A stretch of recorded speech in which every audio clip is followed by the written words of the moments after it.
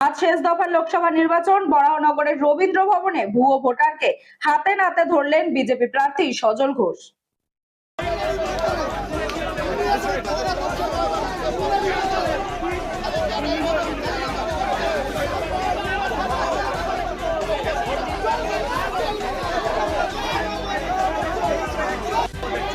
ক্যামেরায় আছে।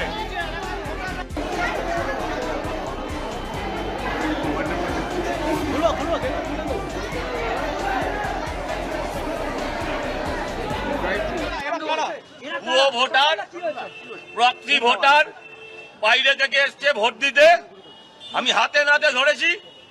যদি একে ছাড়া হয় আমি যারা আছে তাদের বিরুদ্ধে